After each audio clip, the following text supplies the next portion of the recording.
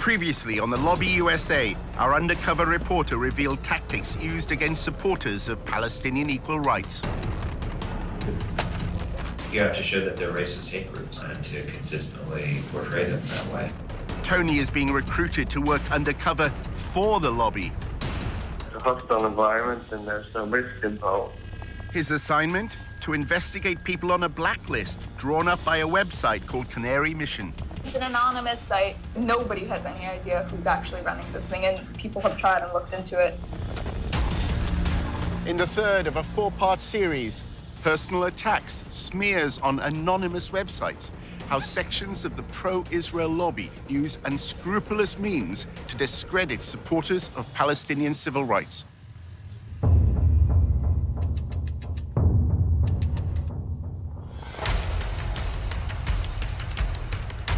Using an undercover reporter, Al Jazeera's investigative unit infiltrates one of the most powerful lobbies in the world.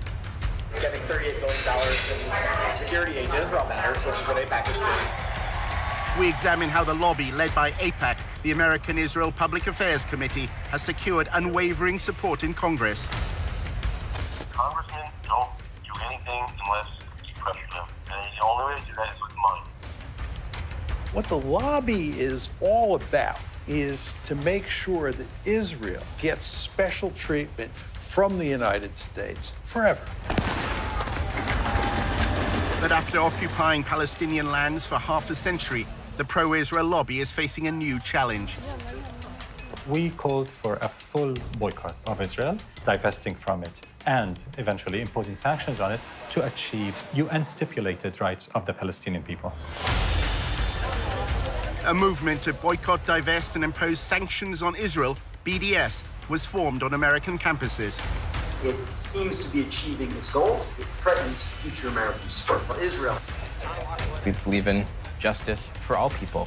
That means the occupation has to end. Israel's Ministry of Strategic Affairs responded with a covert operation to defeat BDS.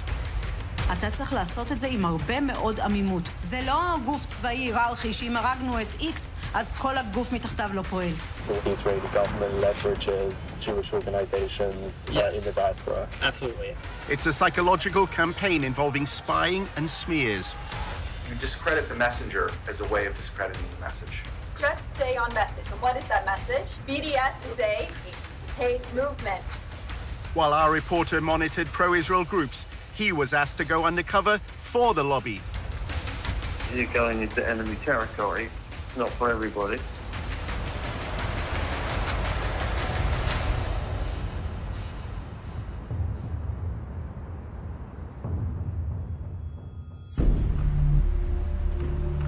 During his summer in Washington, Tony investigated how the lobby is responding to the growing support for BDS among students. AIPAC has an established network across high schools and universities and is also part of the wider campus coalition against BDS. I work with the DC school, so I can connect you to Georgetown, GW, American.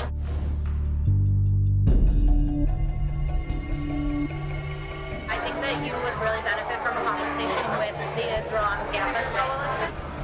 They also coordinate a lot between organizations. So like AIPAC, we focus on political. We have one very specific, very effective angle for combating BDS, but the ICC pools resources from all of the campus organizations so that like they're tapped in on all angles. The Israel on Campus Coalition is a coordinating group at the front line of the battle against BDS. We built up this massive national political campaign to crush them and to fight back and to fight fire with fire.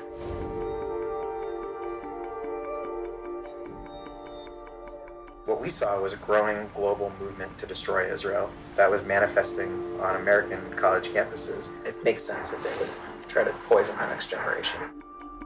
The one thing every member of Congress and president and ambassador and newspaper editor has in common is, by and large, they spent a little bit of time on a college campus, and probably those were formative years. The Israel on Campus Coalition is at the center of the lobby's response to BDS. There are about 100 maybe 120 now professionals that are working for a dozen national ICC partner organizations like APAC and Hasbara Fellowships and Stand With Us and Hillel and Chabad and API. Stand With Us and the ICC have a particularly close relationship.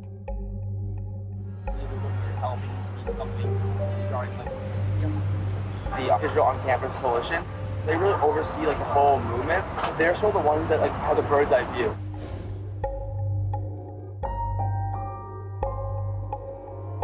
Let's just say like next week, a BDS resolution comes to campus. So the ICC will be the ones, they'll organize a conference call with all the partners. So they might say, okay, stand with us, we need a little bit more of your help because we need something regarding like what's like BDS resolution. The campus newspaper wants us to write like an op-ed. Can you guys help like the op-ed? So they'll sort of be the ones and they'll sort of be overseeing it. One of Tony's fellow researchers at the Israel Project had also worked with Stand With Us. One evening, Amanda told him how the work she'd been asked to do often made her feel uneasy. And stuff we produced, I felt was like,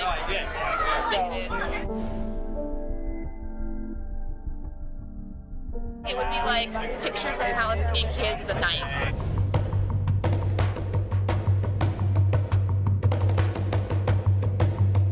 Those videos of like kids gonna like stab people and like we need to put this on Facebook and they have to make memes like and do like graphics about like that.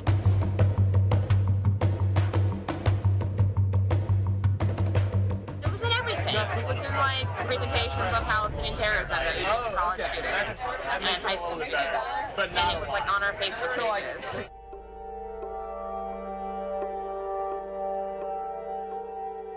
It's embarrassed to be associated with it. You told me about that guy who was like telling you to like use racist, like use. Yeah. Were they going to universities and using that kind of language? Or? Yeah, universities, articles, Facebook, everything.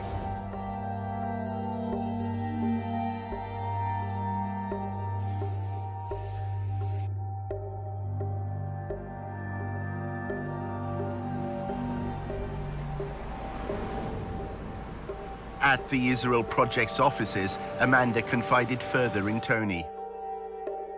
Her boss at Stand With Us instructed her to call BDS a racist hate group as often as possible, she said, because it polls well. Stand With Us also had what she described as a covert group which would slander people as anti-Semites. It made her feel uncomfortable. Amanda recalled how Stand With Us was involved at her university. Students who criticized Israel's treatment of Palestinians were routinely accused of anti-Semitism. The pro-Israel side would say things like, it's anti-Semitic. Say things like, why are they targeting Israel and not other Arab countries? You know, like, look at all this bad stuff happening to other places. And, you know, and Israel is like a democracy. Like, they would just say all this stuff that was like so irrelevant. Do you think that there have been well-intentioned activists on American campuses who have found themselves in very difficult situations because these pro-Israel groups have tarnished them as anti-Semites? Oh, absolutely.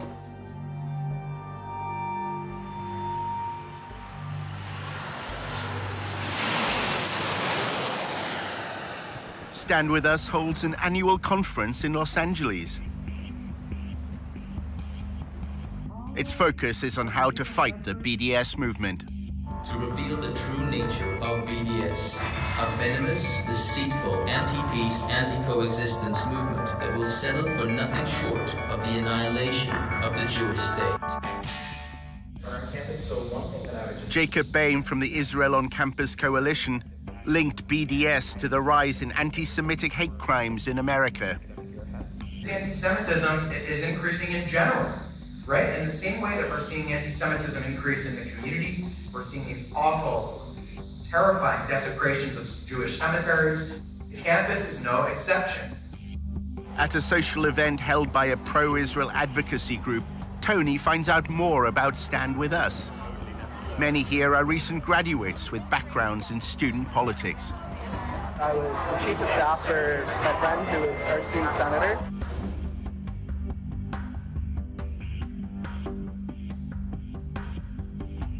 We had Stand With Us write some checks, but we didn't let them put their logo on it. It's just our names on the logo.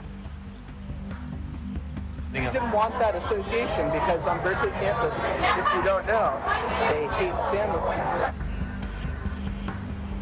As well as working behind the scenes to provide funds, Stand With Us helps pro-Israel groups denounce students who support equal rights for Palestinians. We've used Stand With Us strategically on my campus to have them publish stuff when we wanted stuff published. One girl that was running for our student senate, her last name's Dick, Samaya Dick. The summer of 2014, the Gaza bombings happened. There's a lot of activity in the Bay Area, a lot of protests. You hear like, Intifada, Intifada, Intifada. So, and I asked him, and I was like, oh, what does that mean? When Samaya stood for the Student Senate at Berkeley, the Arabic word meaning uprising inspired her election slogan. My last name means faith and governance, a way of life. There was other hashtags, so it was like Din for the Win, Din Dynasty, and didn't really like them. So when I launched my campaign, it just seemed fitting to launch it with, you know, hashtag Dintifada. She ran on the hashtag Dintifada as her, like, Dintifada, her last name's Din, Samaya Din. And we're like, this isn't okay.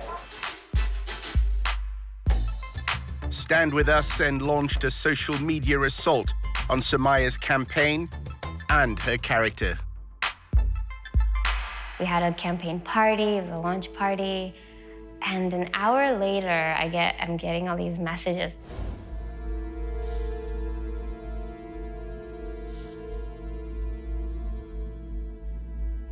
We had Stand With Us attack this girl in an article, at least on their Facebook, right? They shared the screenshots and stuff and talked about, like, this isn't okay.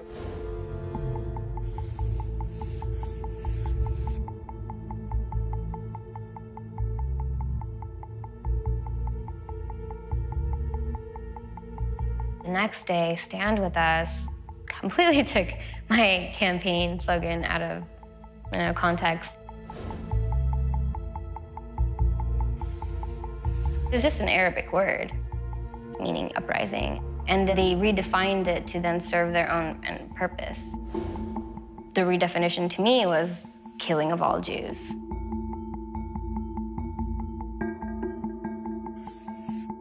Samaya received a barrage of abuse on social media.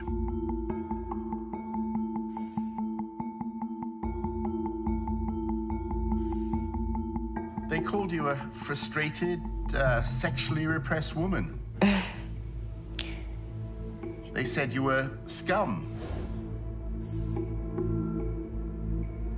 They wanted to kick you out of the country.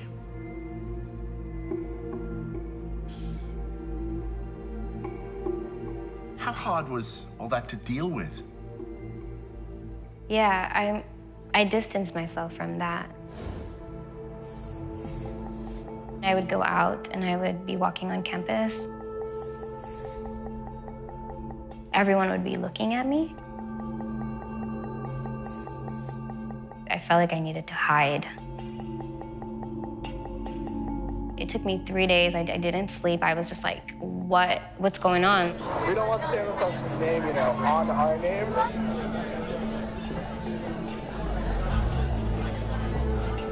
They have all sorts of followers, and some of those people are a little crazy.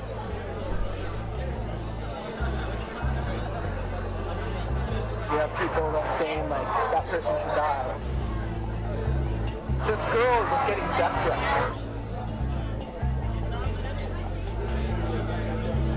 People are like, she's a terrorist, blah, blah, blah.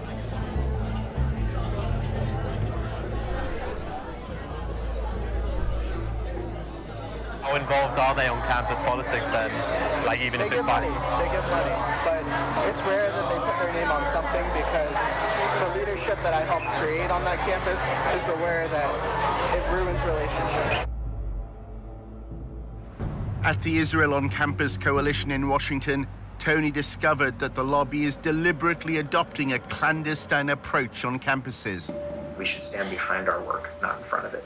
It's not helpful for Stand With Us to say to a pro-Israel student, or the Israel Project to say to a pro-Israel student, oh, sure, we'll help you, but you have to put our logo on it. We're working like so closely with Stand With Us, and we have such a tight partnership with them today that like it's totally seamless. Tony also discovered that anonymity is a key strand of the campaign against BDS.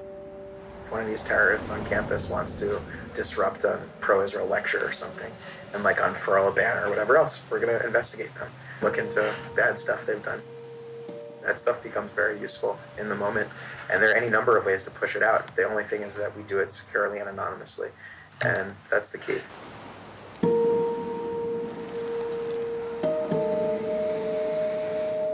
It was a Sunday. I was in the kitchen. My partner was in the living room with my daughter. Came in with her laptop, and she said, "You've got to see this."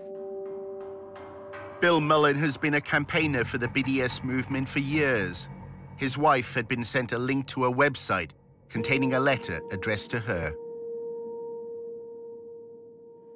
This letter purported to be by a former student who said that she had been sexually harassed by me, and she had found other students at Purdue who had had the same experience, and she was writing this letter to tell their story. With the anti-Israel people, what's most effective, what we found, at least in the last year, is you do the opposition research, put up some anonymous website, and then put up targeted Facebook ads.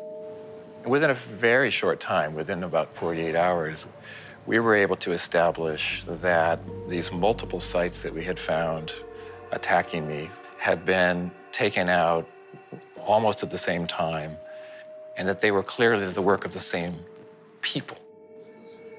Every few hours, you drip out a new piece of the opposition research. It's psychological warfare. Drives them crazy. One of the accounts said that in the process of supposedly putting my hand on her, I'd invited her to a Palestine organizational meeting. And I thought, well, you're sort of putting your cards on the table there, whoever you are. We found out that a student at Purdue, who I work with, had also been targeted. A former activist with Students for Justice in Palestine agreed to speak only with her face concealed. It said that I would get drunk and go and have sex with multiple guys, and that's just a huge attack on my character and a massive lie. My parents were very upset. They immediately told me to quit my involvement with SJP. They either shut down or they spend time responding to it and investigating it, which is time they can't spend attacking Israel. That's incredibly effective. The main focus was to attack my reputation and my character, pretty much to mess with me so that I don't want to continue my involvement with SJP. It was really an attempt by people who didn't know us to think, maybe I can destroy this marriage at the very least. Maybe I can cause them horrendous personal suffering. The same letter purporting to be harassment to my wife used the name of our daughter. I think that was the worst moment. I think we thought, these people will do anything.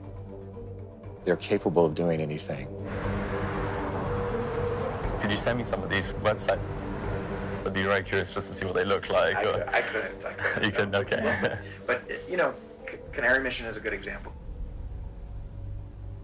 Canary Mission is highly, highly effective to the extent that we monitor the Students for Justice in Palestine and their allies.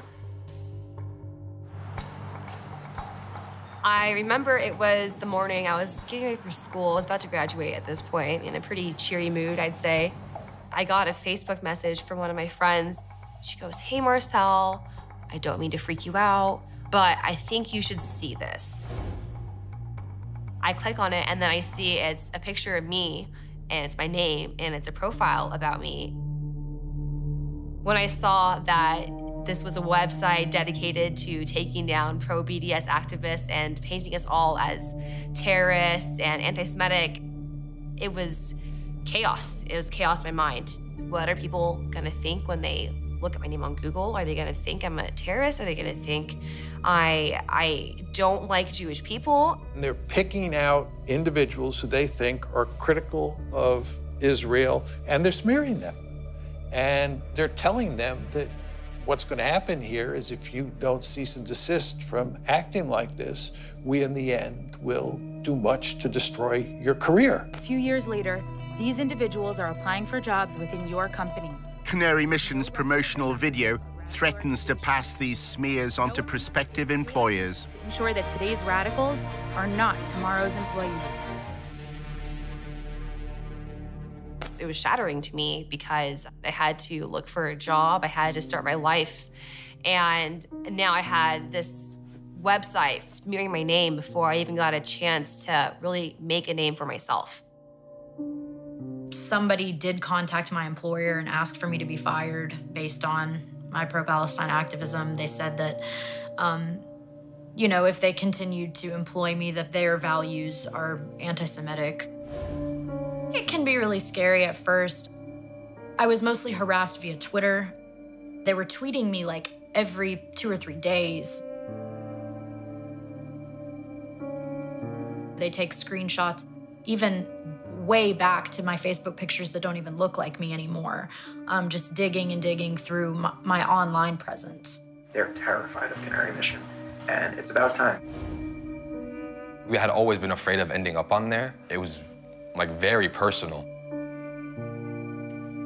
They see us as such a threat that they have to kind of twist and turn and delve into our personal lives. As if they were trying to scare us into stopping our work. Their Twitter campaign is relentless. Every picture that I post on Facebook, it goes onto one of their websites with every tweet that I put in. Every hashtag I post on Instagram, it goes into one of their files.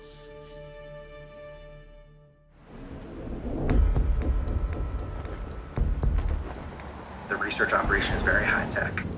When I got here a few years ago, the budget was like $3,000. Today it's like $1.5 million or more. Probably it's like $2 million even at this point. I don't even know, it's huge. It's a massive budget. We've got major political consulting firms on retainer that are here all the time. We have our own opposition researchers. We have a lot of communications capabilities, and what's most interesting about it, I think, is that 90% of the people who pay attention to this space very closely have no idea what we're actually doing, which I like. Caffeinated, yeah, I try to be. As he left his meeting at the ICC, Tony reflected on the way Jacob Boehme had reacted to his questions about Canary Mission. We do it securely and anonymously, and that's the key. It sounds very similar to like a Canary Mission and that kind of thing. Is that, yeah. Are you guys like in touch with them at all, or is there any kind of, no? No, Canary Mission is totally anonymous. Yes. Yeah, it's hard to figure out who's behind it. Canary Mission is highly, highly effective to the extent that we monitor the Students for Justice in Palestine and their allies. We're doing it back. I mean, not we, but this some anonymous group. We don't know who's behind it. I would ask where they get their money from, because ultimately that tells you where the control is. In part 2, we reveal for the first time who set up and finances Canary Mission. He called a group of us to ask us what we thought. I told him actually I thought it was a bad idea, but he did it anyway. And how the pro-Israel lobby uses smears to try to change American law. Investigate us for what? For doing nothing wrong?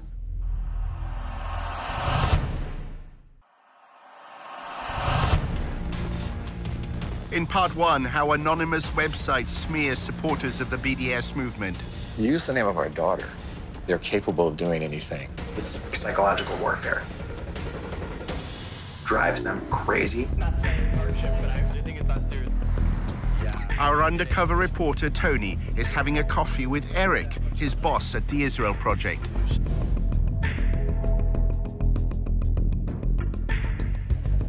Tony wanted to find out more about Canary Mission. There's a guy named Adam Milstein who you might want to meet.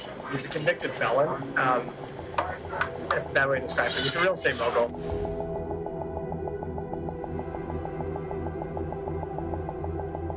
When I was working with him when I was at APAC, I was literally emailing back and forth with him while he was in jail. But but he's loaded. I mean, he's close to $500 million. Adam Milstein has become a central figure in the lobby. His foundation funds numerous pro-Israel organizations. He also sits on the boards of AIPAC's National Council, the Israel on Campus Coalition, and Stand With Us. Our reporter filmed him alongside Jacob Boehm from the Israel on Campus Coalition at the Stand With Us conference in Los Angeles. The two men had lengthy private discussions. Milstein is close to probably the wealthiest donor to the pro-Israel lobby, Sheldon Adelson. Adelson's money helped Milstein expand the Israeli-American Council into a major new force within the lobby.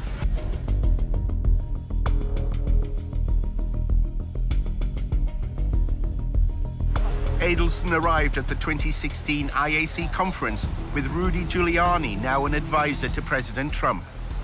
An IAC video from the conference shows Milstein and Adelson discussing their partnership. You said you see the vision and you tell us, go and do it. And we took your orders and we made it happen. And we took your money. There's somebody else around that can give you $50 million? No, there's no... Sheldon. Eric is wary of Adelson's relationship with the U.S. president. He's really impulsive. If he gets a call from, Donald Trump, comes to get all the pro organizations to start helping us. He starts twisting their arms and putting pressure on them. Like, I give you $1 million. You better start putting out TV ads. Like, what the f***? That's not our goal. It's not our mission. Tony attended the Israeli-American Council's annual conference. At a party, he spotted the IAC's chairman, Adam Milstein. It's very important that we're proud Jews. We're not, I was born Jews, but I'm really not Jew, and I'm not sure I'm proud Jew. We're proud about our history. We have strong connection to the land of Israel. So this Israeli identity is now all over the world. I'm Tony. I'm in the Israel Project with Eric Gallagher. Milstein told Tony how critics of Israel should be handled. First of all, investigate who they are, what's their agenda. They're picking on the Jews because it's easy, because it's popular.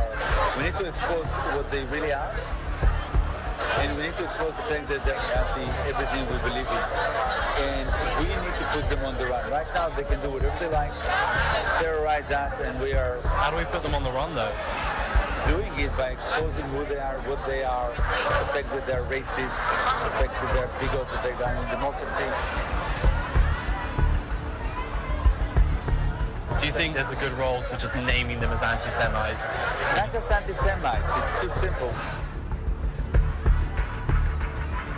We need to present them for what they really are. They're anti-freedom, they're anti-Christian, they're anti-democracy.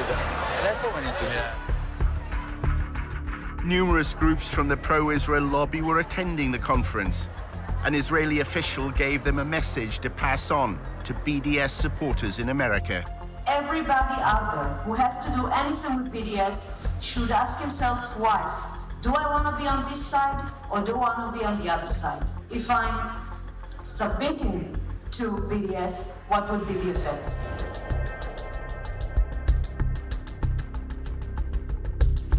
We've got the budget. We can bring things to the table that are quite different. In episode 1 of the Lobby U.S.A., Tony discovered that the Israeli government has launched a covert campaign to gather information on American citizens. We have 3 different sub-campaigns: data gathering, working on activist organization, money trail. The Israeli official named one organization that was a partner in its covert campaign, the Foundation for Defense of Democracies, or FDD.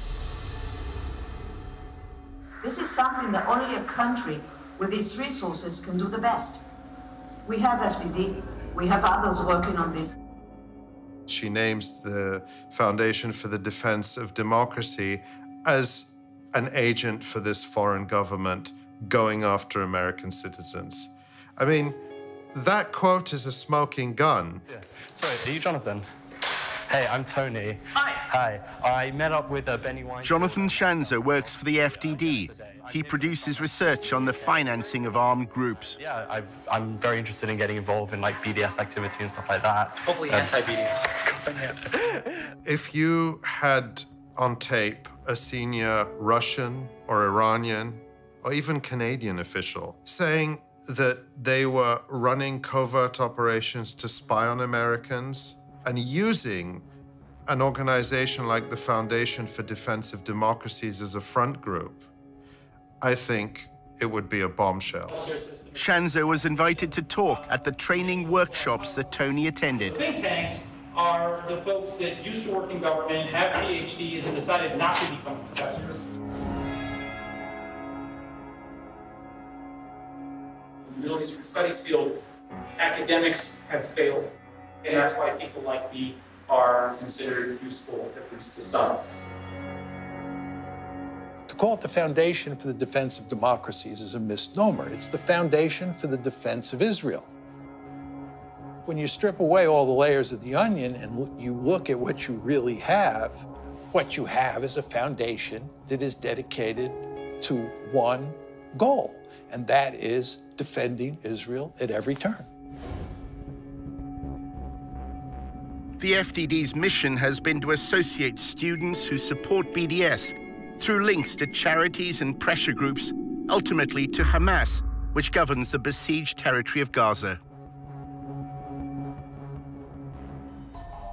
We found out that there was a coordinator who was being paid to make sure that the activists from a certain group called SJP, Students for Justice in Palestine, who was working with all the different SJP chapters around the country to make sure that they all have the same message. So we said, wait a minute, who are these people? That kind of sounds like a little bit like a network. We took a little bit of a deeper dive, and we found out that there was one organization that was, in fact, a mothership. Shanza's mothership is a group called American Muslims for Palestine. Here's the remarkable thing, is that this organization has employees that used to work for Hamas charities here in the United States. Many employees, as a matter of fact. They used to work for the Holy Land Foundation. Does that name ring a bell to anyone? The Holy Land Foundation was the largest Islamic charity in the United States. In the aftermath of 9/11, the government accused it of funding terrorism. With this action, we go beyond the Al-Qaeda network to target groups whose violent actions are designed to destroy the Middle East peace process. Hamas emerged as a resistance movement, challenging Israel's occupation of Palestinian land. The United States lists it as a foreign terrorist organization. 5 members of the Holy Land Foundation were later convicted of sending money to Hamas. Almost 90% of all those Arab and Muslims that were targeted in the United States post 9/11 were targeted because of their engagement with the Palestine issue. They had nothing to do with being members of Al-Qaeda, have no relationship whatsoever to what's so-called transnational terrorism. There's been a very strong trend from Israel and its advocates since the September 11, 2001 attacks to portray Israel as part of a civilizational war where Israel is on the Western side and Israel's critics are on the side of the terrorists. According to reports in Israeli newspapers in 2008, Prime Minister Netanyahu said 9/11 had been good for Israel. The attacks had swung American public opinion in its favor. It's not surprising one of the largest cases that we had in this country was the shutting down of the Holy Land Foundation. If you look at all those that were targeted in relations to the Palestine-Israel conflict and their engagement politically. Turns out there are 3 individuals currently working for what we'll call a mothership that used to work for the Holy Land Foundation. 3 former volunteers at the Holy Land Foundation are now involved with American Muslims for Palestine. None of these individuals has been accused of any wrongdoing in the United States. So I'm thinking, aha, okay, terror financiers. I used to do this for a living. I used to work for the Treasury Department tracking terrorist money. I know these guys. What's going on here? We have no affiliation with any foreign organization. We don't receive money from overseas. And this mothership organization is a very small organization. But the pro-Israel advocacy class heard another message. Was that the primary driver of the BDS movement in America is all populated by people who are former Hamas charity employees. This is not a grassroots organization. This is not a grassroots movement. It is being coordinated by very bad people, and it needs to be made known. Think tanks like the FDD play an important role for Israel in the media. Their selective use of evidence is often presented as legitimate academic research. They try to educate people to understand that Israel is effectively a Western liberal democracy in the sea of terrorist states, which is the Arab world. The other goal is to intimidate and to smear people. Shanza is invited by pro-Israel congressmen to provide evidence before subcommittees on terrorism in the Middle East.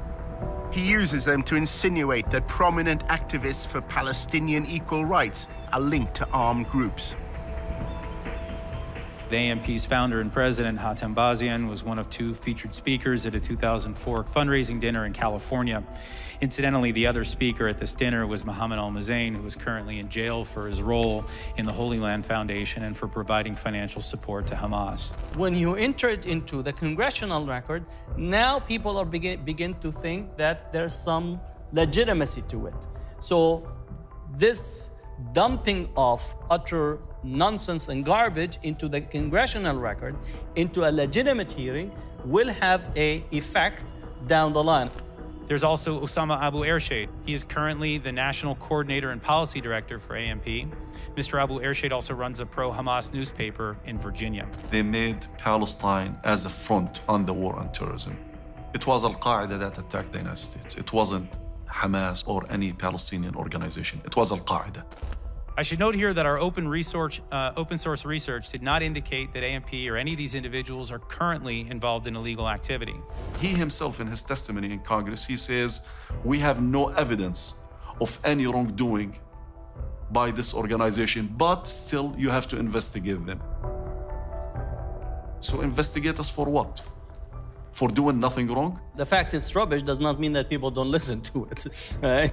Shanza's allegations that American students are somehow connected to armed groups in the Middle East has become part of the lobby's attempt to demonize BDS. Organizations that have spread throughout the world via a network of carefully constructed proxies.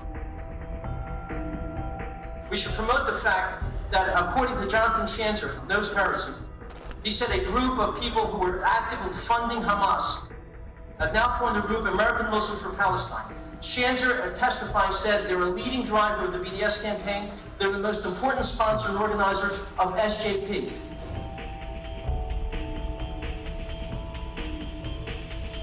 We have to make it clear in every way possible that they are being funded and trained by vicious lovers of Hamas. Hello there. Hi. Hi everyone, how's it going? Tony spoke again to his contacts at the Allgemeine newspaper. They want him to go undercover at a rally supporting BDS. They want Tony to find a connection between the activists he's supposed to spy on and the Holy Land Foundation. There's a long history of crimes affiliated with the BDS movement that have been judged as such by U.S. courts. For example, the Holy Land Foundation. Are these people still active and present within the movement? Who seems to be the people running the show here? Is there any acknowledgement of any sponsors? This is an incestual business. You know, they're all interconnected. This is not me just spouting off because I'm paranoid. There have been actual cases, like the Holy Land case that happened a few years ago. A lot of these guys had worked with those people, and they themselves have not yet been indicted, but they're all interconnected. Part of the reason why that is so crucial is because when you're making lines from one organization to the other, eventually you make a line to Hamas, to Hezbollah, to Iran. Sounds good. Well, we're grateful to have you. Let's see how it goes. While he considered his undercover mission for the Allgemeine, Tony set up a meeting with Jonathan Schanzer. It was at the office of the Foundation for Defense of Democracies. Hey, how are you? I'm good, I'm good. Good to see you. You too. At their earlier meeting, Schanzer had stressed the importance of links that connected students who support BDS to the Holy Land Foundation and then Hamas. Now he was more downbeat. The lobby is apparently failing in its attempts to discredit the movement. BDS has taken everybody's surprise. It's come up, behind everyone's back and bit them on the ass. Yeah, that's a complete mess. I can tell you that I don't think anybody's doing a good job. We're not even doing a good job. We did some good research, but we haven't figured out how to do anything with it. Schanzer is unhappy that his alleged links between Students for Justice in Palestine and Hamas have not been publicized more widely. The stuff that I shared with your group, our hope was to really, make this something that people could sink their teeth into, but no one has turned it into, no one's weaponized it, is probably the best way of describing it. The slurs the lobby once relied on are no longer working. Personally, I think anti-Semitism as a smear is not what it used to be. Schanzer's now trying to link BDS to a small Palestinian faction that once was involved in militancy, the Popular Front for the Liberation of Palestine. So you got Hamas on one hand, you got PFLP on the other. Sooner or later, this stuff will come to light. What have you found so far? We'll come out with something when I've got enough. We found indications that there could be some research to produce. Their strategy is to fill the pipeline of as much research and information that creates what I consider to be is the civil society assassination of Arab Muslim Palestinians in such a way that they will not have an entry into the debate. Schanzer claims he's found yet another means of discrediting the BDS movement, this time connecting it to the Muslim Brotherhood. The problem is the Muslim Brotherhood's not an illegal organization in the United States.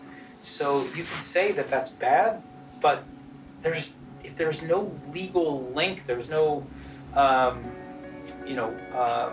no law enforcement angle on any level, then it becomes really hard to win. The Muslim Brotherhood is a loose international movement which endorses the political expression of Islamic values. Congress is now considering designating it as a terrorist organization. They are moving right now with a bill to try to ban the Muslim Brotherhood movement.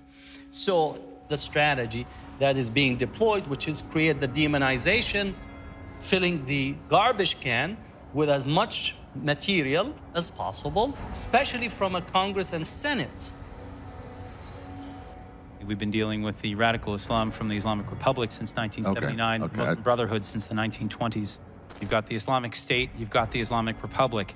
Their hatred for Israel, their Islamist ideology is what really motivates the terrorism that they carry out. You have to attack their weaknesses better than they attack your weaknesses. That's war. Why they're doing this? Why they're going after our organizations? It's always connected to the issue of Palestine. They always try to connect us, to connect dots that they don't exist. Terrorism is a very effective word. And what a lot of people in the lobby try to do is describe pro-Arab or pro-Palestinian groups as terrorist groups. There's no doubt that when you employ the tactic of identifying Muslim or Arab or Palestinian groups as terrorist organizations, that you're promoting Islamophobia. Schanzer is a popular speaker at the pro-Israel campus events that Tony attends. Hey, how are you? Good to see you. You too. Welcome. A panel discussion at George Mason University is an opportunity to promote the FDD's research to a friendly audience. My organization, FDD, earlier this year concluded a deep dive study into the fiscal and corporate sponsors of BDS, and we found several troubling connections to the Palestinian terrorist group Hamas, an Islamist supremacist organization that seeks nothing less than the annihilation of the state of Israel. I recently published research just this week showing that BDS groups get help from other Palestinian terrorist organizations like the Popular Front for Liberation of Palestine. The problem is that most students don't know who is behind BDS, and most Americans don't know. And this is why BDS is gaining traction. AMP is the de facto national leadership of Students for Justice in Palestine.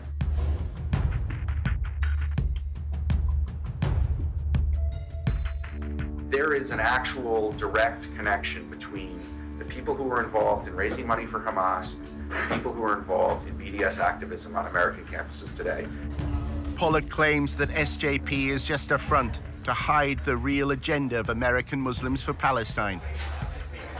You'll notice their name is Students for Justice in Palestine. You don't hear the word Islamic, you don't hear the word Muslim in that name, and you hear the word justice, which is kind of a buzzword on campuses today. Everyone's for justice, right? You're not for injustice. The crowd that's kind of behind the scenes is actually a very Islamic radical cause.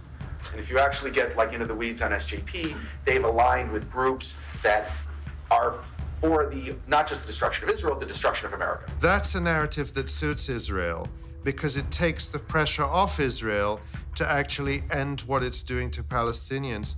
But it's an incredibly dangerous narrative for the whole world, and I think we're all paying the price of it. Pollock even accuses Jewish supporters of BDS of being in league with Hamas. Which is Jewish Voice for Peace, or as I call it, Jewish Voice for Hamas. It'd be like having a group called, like, you know, African Americans for Slavery. You know, it's like, it's crazy, right? A lot of the JVP people are not Jewish. They've had a real problem of like people basically pretending to be Jews because the anti-Israel activism it's a little more sexy. You're here speaking with the rabbi. I work for Jewish Voice for Peace. I mean, we're a Jewish organization. I mean, again, I think that's another kind of absurd claim.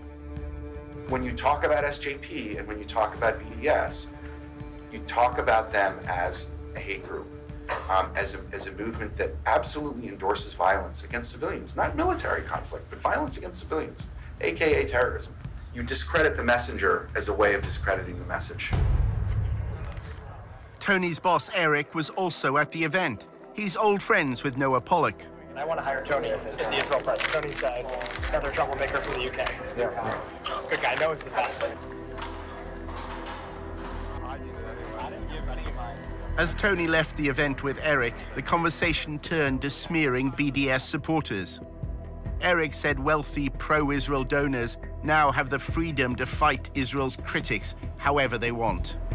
In this country, you have these billionaire types who are starting to realize, like, oh, wow, I don't need to participate in the Republican or Democratic parties. I could build my own apparatus and have influence from Los Angeles or Detroit. And Adam Milstein's one of those guys. And he funds the Israel Project. He does a lot of great work. Eric then made a remarkable claim when Tony asked about Canary Mission. Who are the people involved with them? It's him. It's him. Adam Milstein. Yeah, I don't know who he hired to oversee it. Adam Milstein. He's the guy who funds it. We need to expose the fact that they're anti-everything we believe in. We need to put them on the right. So Adam Milstein, he funds the Israel Project and he's funding the Canary Mission website. Yeah, which is interesting because it makes it seem as though we're a part of it, but we're not. Actually, I was involved with the effort to start the Name and Shame. He called a group of us to ask us what we thought. I told him actually I thought it was a bad idea, but he did it anyway. They've lost the political argument. They can now do nothing but resort to personal smears against us. They can't engage us in discussions of the occupation. They can't defend apartheid. They can't defend the bombings in Gaza, but they can try to destroy our lives. Kind of really desperate and pathetic almost, you know, going after students, trying to compromise their futures because they're trying to fight for social justice. I know a guy actually is working with Adam on all sorts of digital spying. There's a group of like anonymous people who have a very sophisticated digital strategy for exposing these people and making sure that stuff stays with them. Yeah, that's awesome. There's no one on their side doing it, so you don't have to worry about your reputation.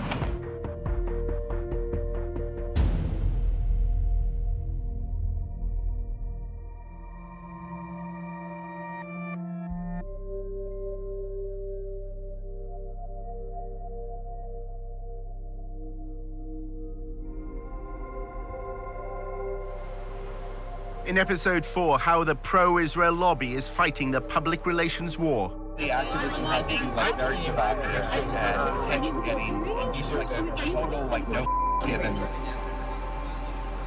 And how the Israel Project is laying the ground for a future conflict with Hezbollah. We have to be ready because that war will be won and lost. You know, the court of public opinion, not the